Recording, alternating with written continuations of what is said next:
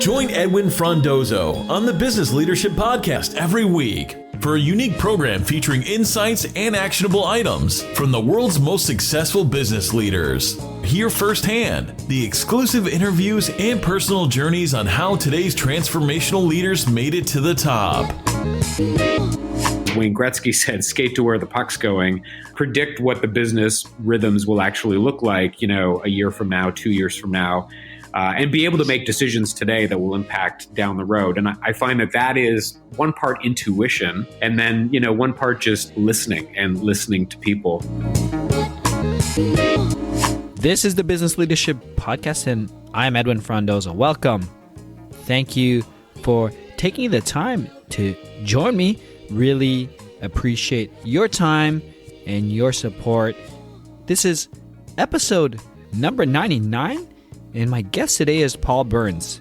He is the Managing Director of Twitter Canada, a seasoned and passionate senior executive with over a decade of experience building and leading high-performance teams, both locally and internationally. Prior to his arrival at Twitter, Paul was the first Managing Director for the Canadian operation of digital agency Huge. He also held senior leadership roles for Shaw Communications and CanWest. In today's episode, Paul shares his most difficult decision from being a rookie executive to now a business leader. He talks about how he grew as a leader by basically putting himself into uncomfortable situations. We discuss the pros and cons of self-promotion in a business organization. And lastly, we go into the difference between being arrogant and confidence. This episode is brought to you by Slingshot VoIP, a leader in business voice AI technologies that help companies understand what the customers are saying when they're calling in.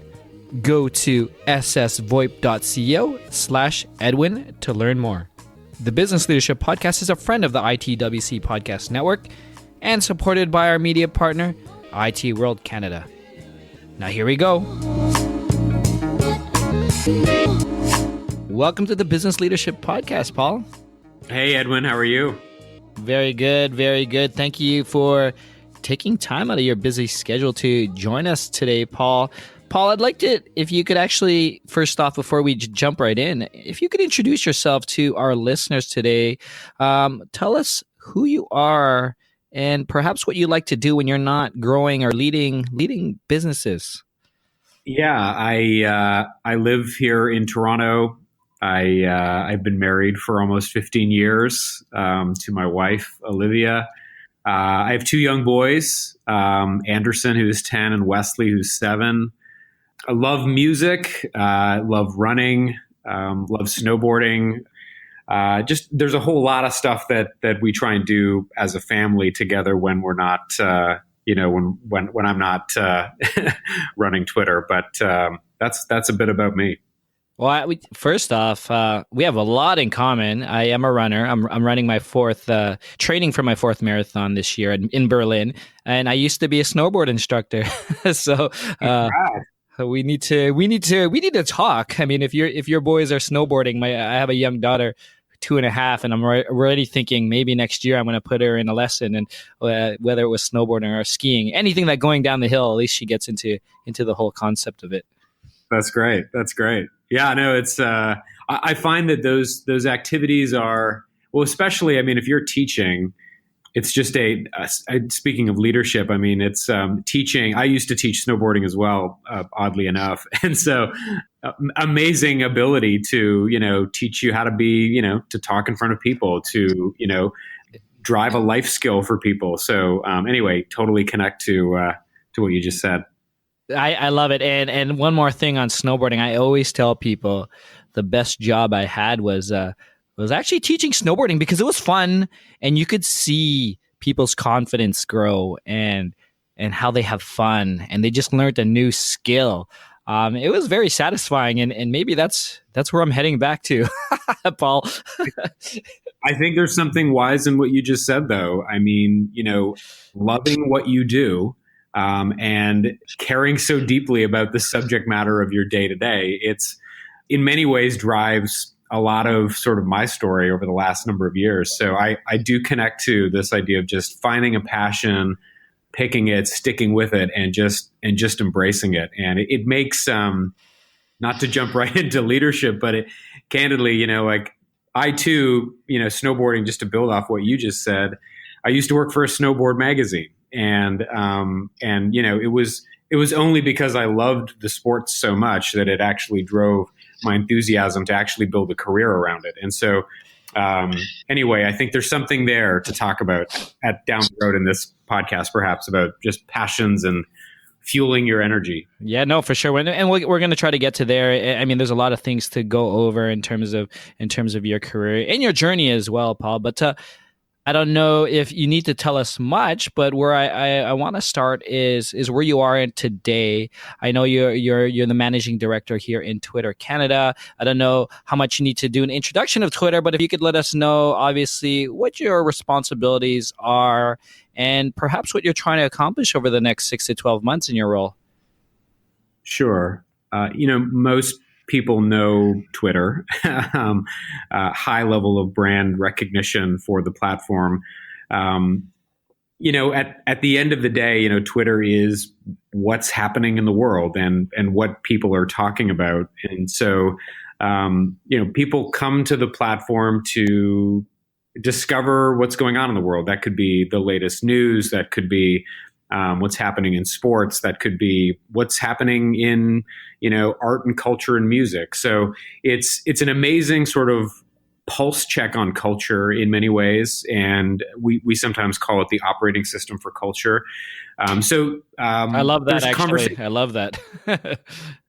Well, it's funny, like when you actually look into major things that have impacted culture, from politics to sports to Nike announcing, Colin Kaepernick, a lot of these things start on Twitter. And so in many ways, it does shape and form what happens in culture broadly. So anyway, that's Twitter. I joined this place just because I love the platform. I love the power of the platform. I love how one tweet can change the world. And it's funny. I really do believe that in many ways. And so I run the Canadian business. We are one region out of many. We have 4,000 people in the company, led by our founder Jack Dorsey, who also runs a sister company called Square, which is a mobile payments product. And so Canada is this growth market. And, we happen to be adjacent to one of the biggest markets, the US. And so we're in this really favorable position where a lot of how, the global team looks at Canada as this just unbelievable energy of growth, this market where they see so much innovation. You see technology innovation with AI and machine learning. You see marketing and advertising budgets that are fairly, I wouldn't say comparable to the US, but major in terms of, a North American size. So my job is to grow the market from a platform usage perspective. How do I get more Canadians viewing Twitter as a daily utility? And also from a revenue perspective, how do we actually build the business side of Twitter? How do we get more brands and advertisers engaged in the conversation and culture and everything that's happening around Twitter today? So anyway, that's my quick introduction at Twitter. No, I love Twitter. I've been a big advocate of Twitter for many years. I used to do Twitter chats. And now when I talk to leaders and people who talk about social media, a big advocate in, like, if a C-level or an executive needs to be on any social media, it needs to be on Twitter. I still believe it. I think it's essential. And it's also the social media platform where you literally could still send a message to anyone in the world. And you don't have to be connected. You don't have to be friends. You don't, and they may or may not message you. But you have that, it's open like that. And I'm a big advocate of it. So let's see what we could do in Canada. And if there's anything I could do, obviously, let me know. When I looked at your past, and you've held a number of roles, Paul, different leaderships, positions, I'm wondering if you could share with us some difficult decisions. ideally that you had to make. Maybe you lost sleep, but it eventually allowed you to grow as a business leader. Yeah. Candidly, there's probably far too many to name. But I would say with anything, over the course of my career, and even now at Twitter, there's a level of unknown, there's a level of ambiguity, and there's an element where a leader in today's world has so much coming at them. How do you actually make decisions around what is the most important thing to focus on right now? And how do you actually make those decisions in a way that is efficient? And so, someone once told me that the most successful people in the world have a high tolerance for ambiguity. And so I would say for me, over my career, it's getting comfortable with being uncomfortable. It's I would say perpetually finding moments and opportunities to actually take some risks and put myself in a position where I actually feel really, really uncomfortable. And I almost seek that now in my career, looking for moments to actually try something new, try something that I've never done before.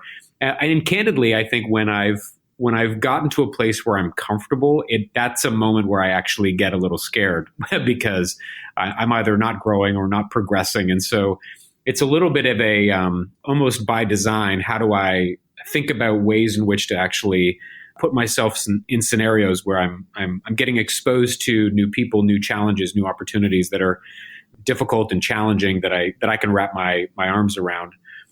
In terms of your question, difficult decisions, I think, if I think about decisions and decision making overall, there's a couple things. Hindsight, once, looking back behind you at a moment, it's fairly easy to sort of see what you may have done differently or how you may have approached a scenario, with a different style or approach. So I think hindsight is an interesting tool set to use in decisions. Oftentimes, I think when I was younger in my career, I had a lot of, if I'm being transparent, there was a lot of pride, a lot of ego, a lot of, I was trying to prove something. I wanted everyone to know about it inside the business. I was a lot of self-promotion. And I would say that in hindsight, when I look at those days, those early days in my career, a lot of what that was really a focus on self. And so I think I've dramatically changed my approach in leadership over the years.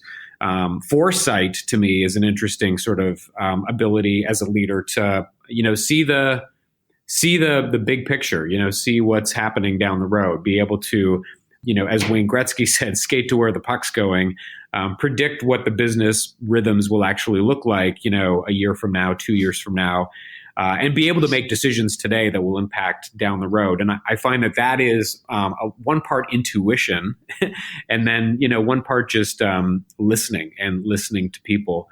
And then I would say the other one, which I think I probably I try and use every day is so we've got hindsight, looking behind, you got foresight, the ability to, look down the road and predict where things are going to go. And I would say a final area might be insight, which is, I would say almost that sort of intuition, that ability to see what maybe others can't see, that sort of sense that either something might not be right, and the ability to, highlight it or at least begin to talk to others about it. And so one could call it intuition, but I think it's a little bit of, just sensing when things are really good, sensing when things are not good, and being able to course correct accordingly. Yeah, but I mean, as any leader, you go through your career having to make difficult decisions every single day, and some have a higher gravity than others. But any decision involving people, where you've got to either restructure a team, or an individual is not delivering at the level that you need them to deliver at, and you've got to make some tough decisions. Those are always the ones that I think keep you up at night. That make you really think through the decision making process.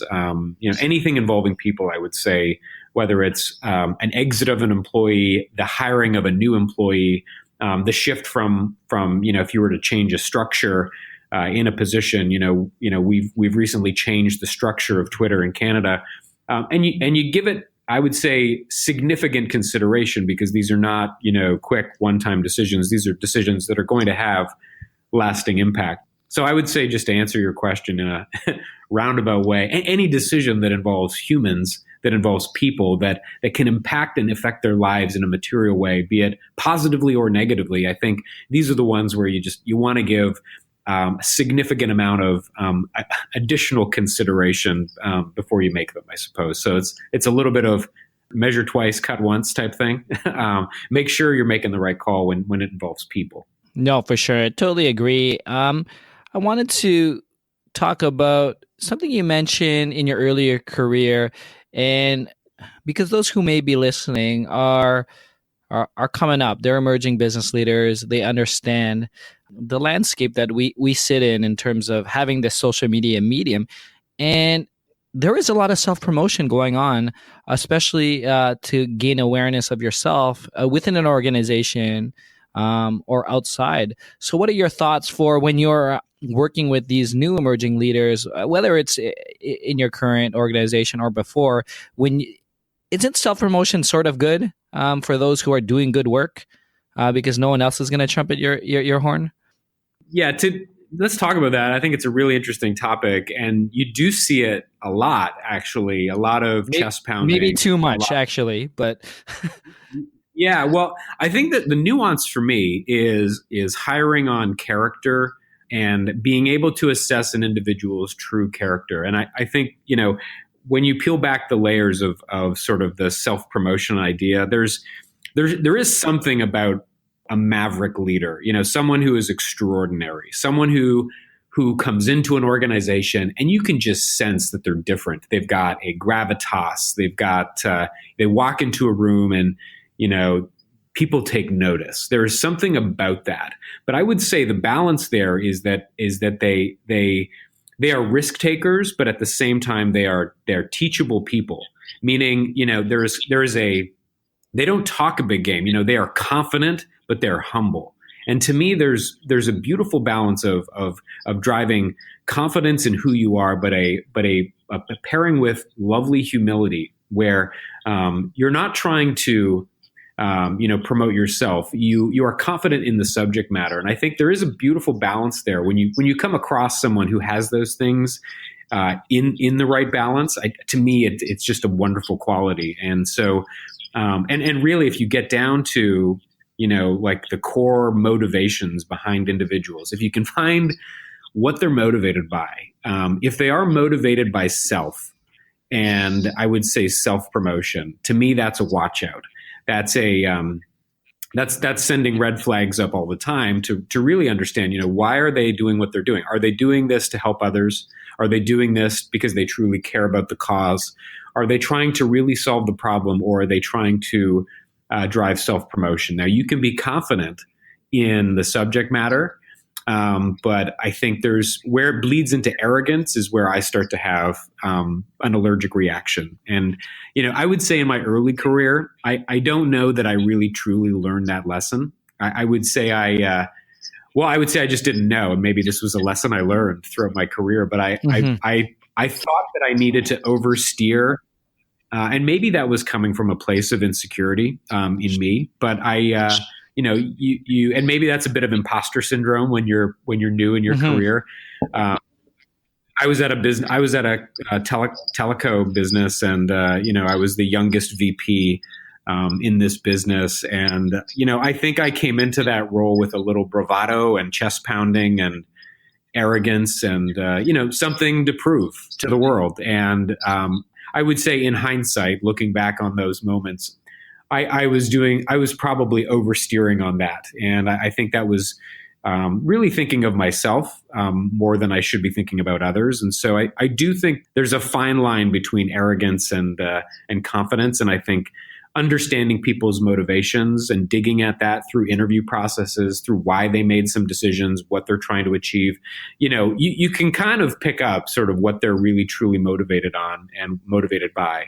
And so that would be sort of my observations around the comment. No, I mean, and that's a great answer. And it's coming from having various roles and being within a leadership capacity for a number of years. And I'm sure it's a growth thing, right? And seeing people grow on as you manage them and mentor them as well. So a quick question, because you mentioned, you worked for a snowboarding magazine, a telco organization. I mean, you change roles, and obviously as you change these organizations, your teams and responsibilities change as well, Paul. So I'm wondering, and it could be helpful for those who are listening who may be in transition now, is like, how did you adjust when you change the roles and continually grow as an effective leader when you're entering these new companies? Yeah, I would say the common thread, I would say for me, is doing something that you absolutely love. Just being obsessed with it, obsessed to the point where you can't stop thinking about it. Every second of every day, when you're lying asleep at night, you're thinking about ways to improve. You're thinking about the opportunities. That's when you've kind of stumbled onto a career path that you're truly in love with. And I think it's in many ways hard to find. I've been, my trajectory. I started, I worked for a snowboard magazine, not because I thought I was going to get paid well. I wasn't.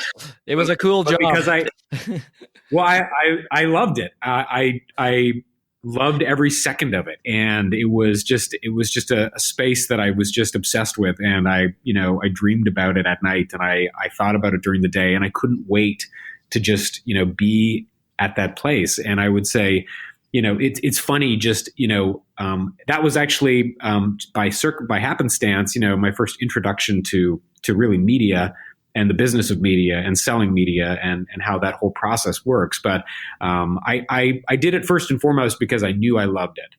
And I would say, when you love something, which practically means, you love the thing that you're working on, the subject matter, but you also love the people that you're working with.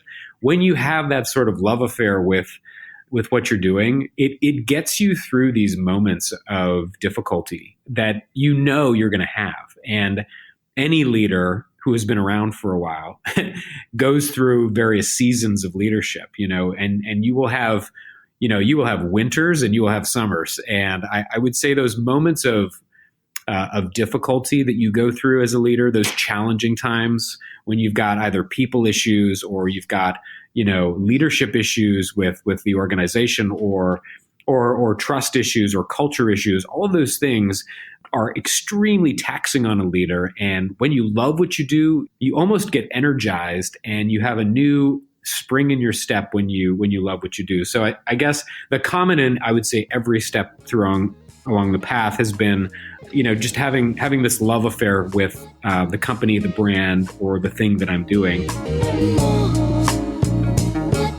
Hey there, how's it going? Thank you for listening and supporting the show.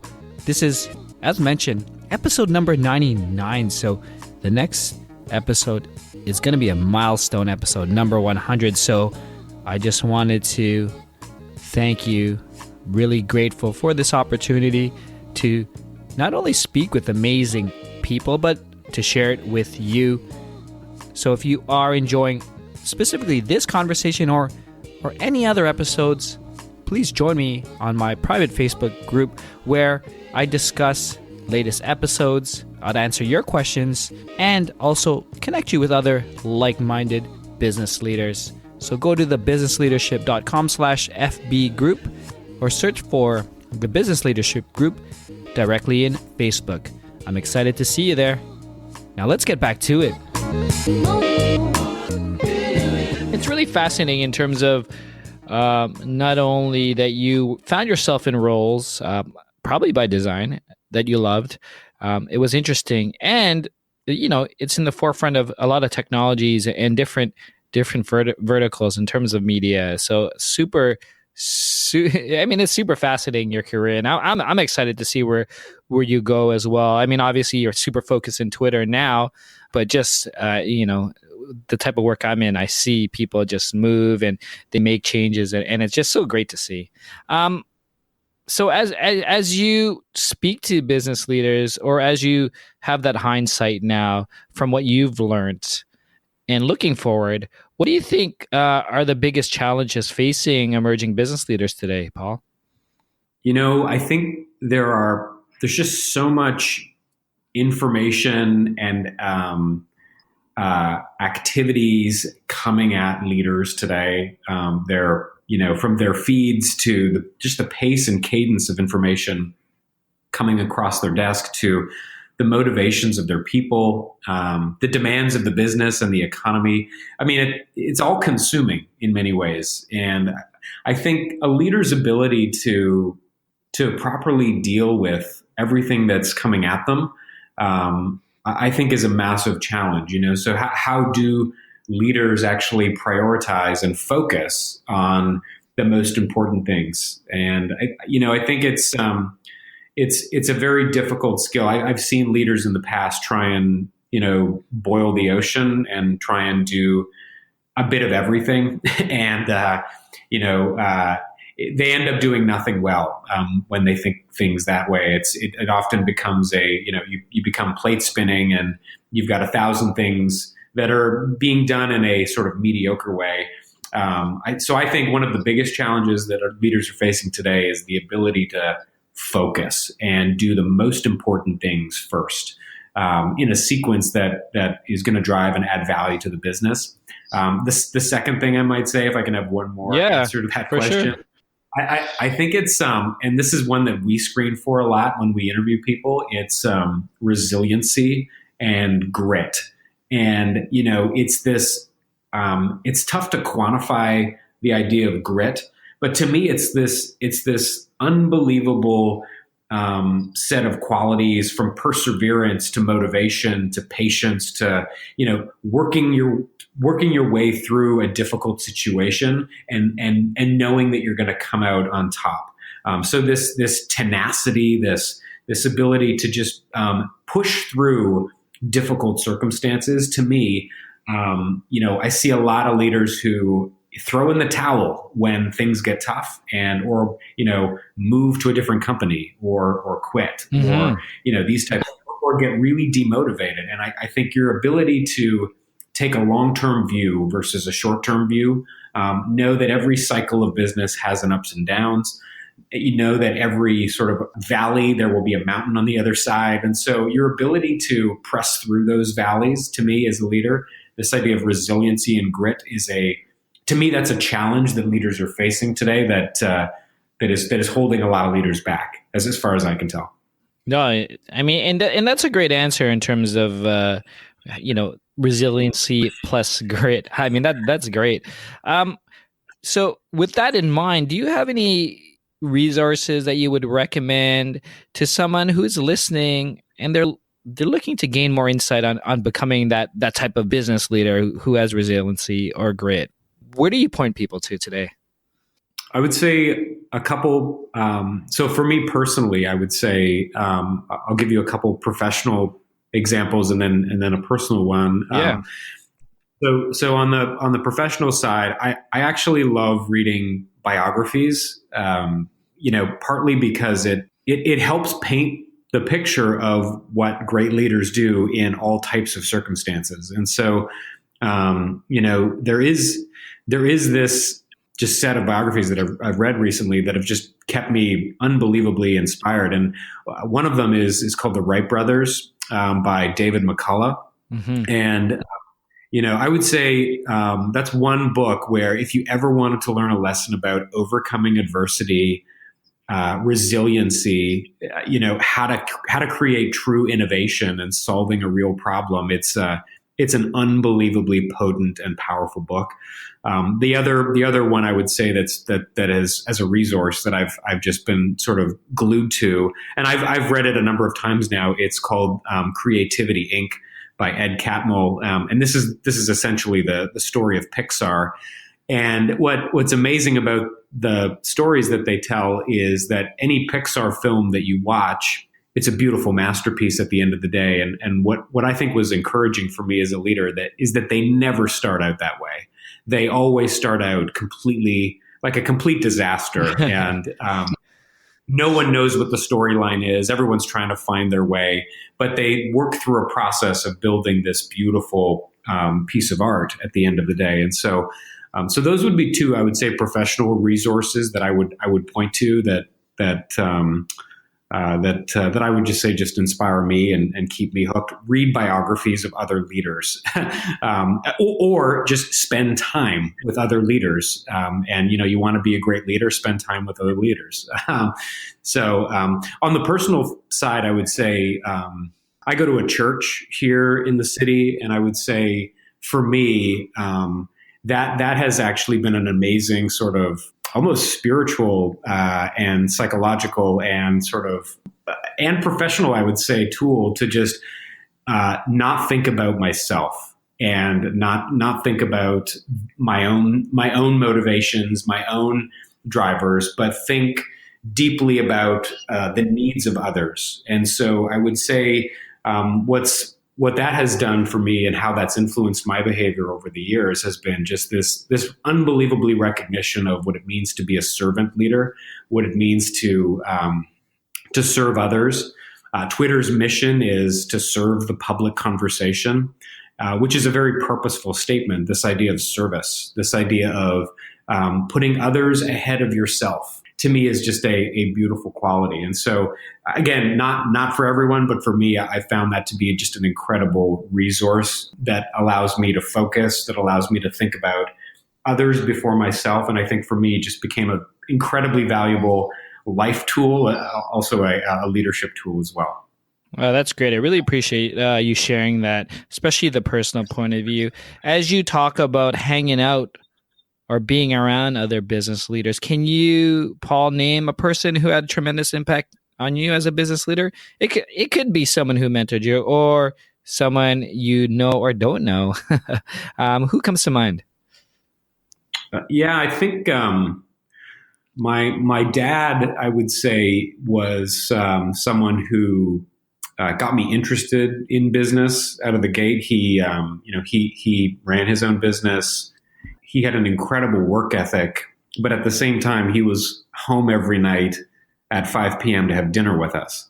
And so I think what I admired about his style and his approach was the way he was able to balance, a startup business, a growing business, a successful business, but at the same time, he made a point of prioritizing family amidst all that. So that to me was something that I observed and I saw, and it stuck with me.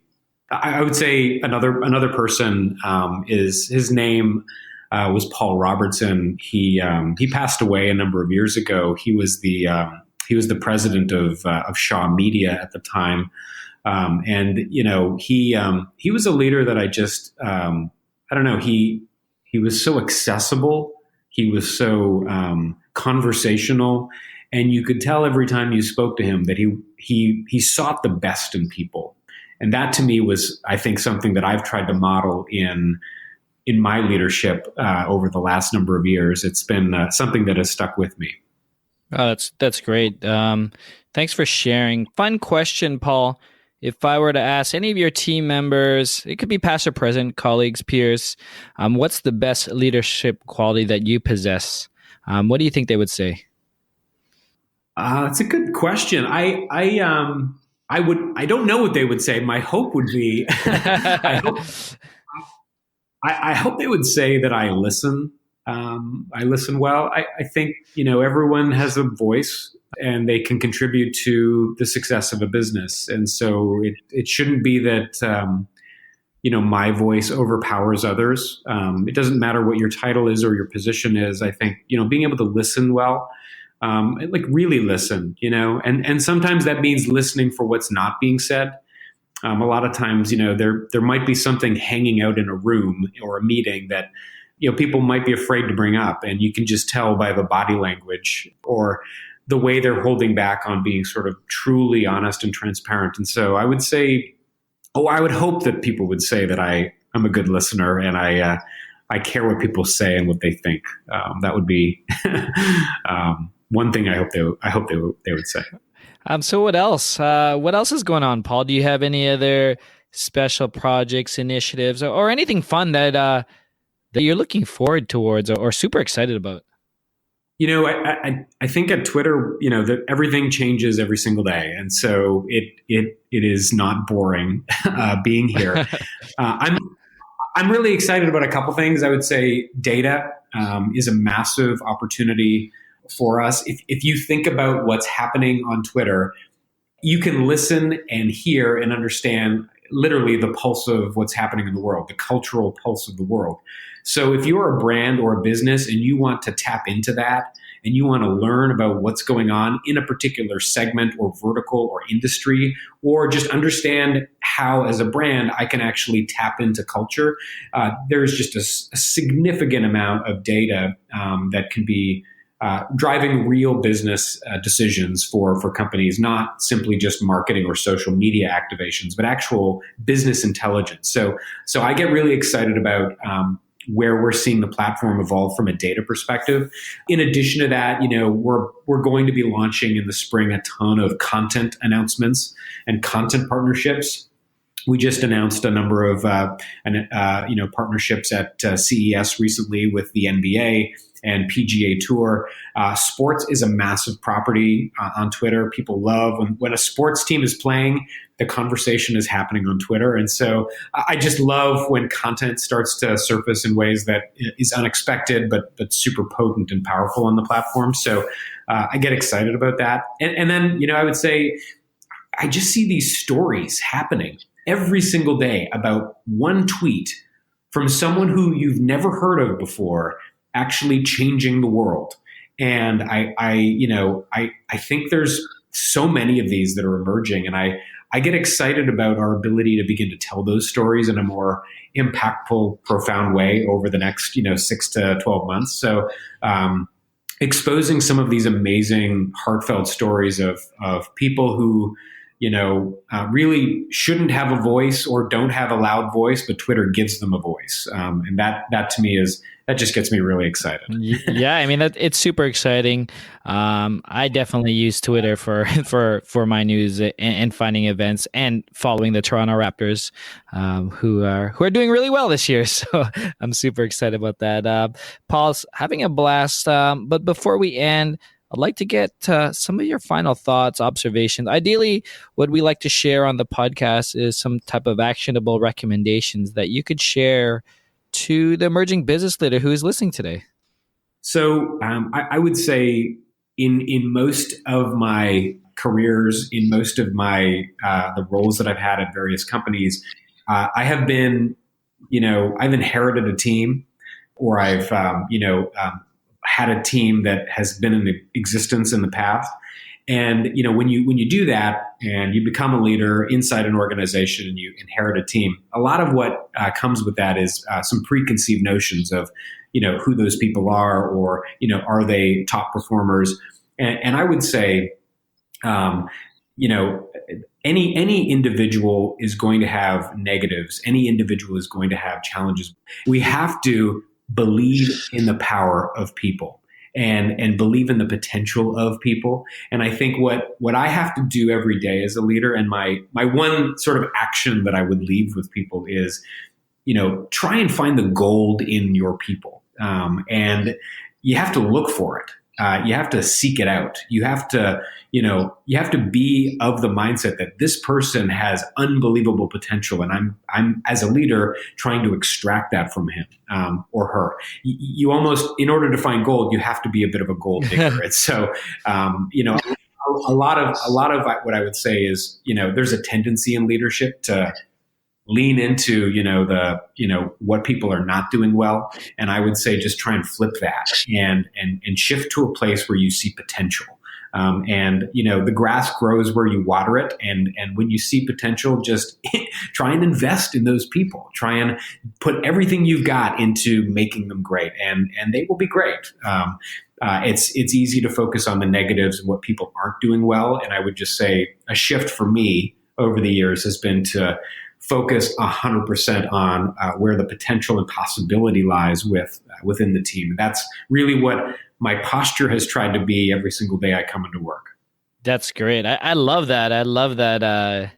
That final thought in terms of being a gold digger and finding the gold in your people. But to close, Paul, can you tell us where we can find more information about you?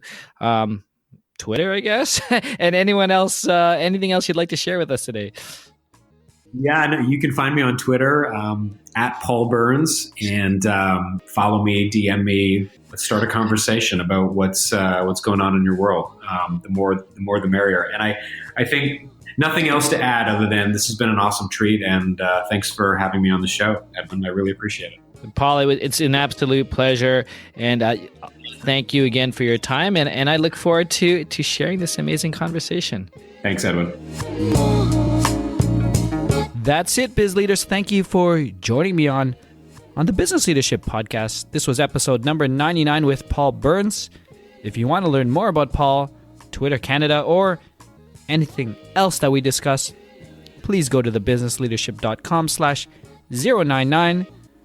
Join me on my private Facebook group where I will discuss this episode, answer your questions, and connect you with other like-minded business leaders.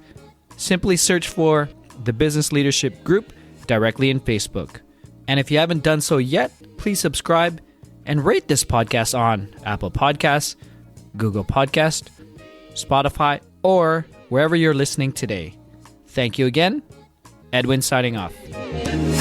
Thank you for listening to the Business Leadership Podcast at thebusinessleadership.com.